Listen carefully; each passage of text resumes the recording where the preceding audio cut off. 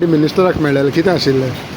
कितें जालें न्हू आमची खूब वर्सां कितलीं वर्सां आमच्या थिंगा गांवांत म्हणून एक शिमला गांव आहा त्या लोकांक न्हू गणेश विसर्जन उडयतना भरपूर त्रास करताले. एकलो टॅनंट म्हणून आपूण क्लेम करता गव्हर्मेंट न्हू मात ताका थिंगा लिगली असो रायट आनी कोर्टाची ऑर्डर तेंचे फेवरात जाल्या. गव्हर्मेंट आतां गणेशाची डीसी लागीं पावली आनी थिंगासर तांकां वाट आहा प्लस एक तोय आहा.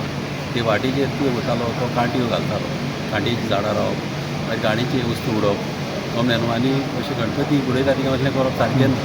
गव्हर्मेंट एकदम बरें दिसतालें पळोवपाक. आतां ही कोर्टाची ऑर्डर तेंच्या फेवरात जाल्या आनी बऱ्यांतलें बरें काम जाल्लें आहा.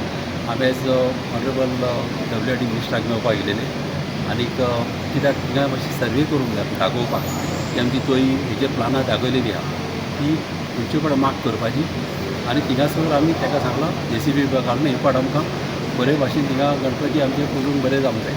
हे नाका जाल्यार हे त्रास कोण करतालो थिंगा?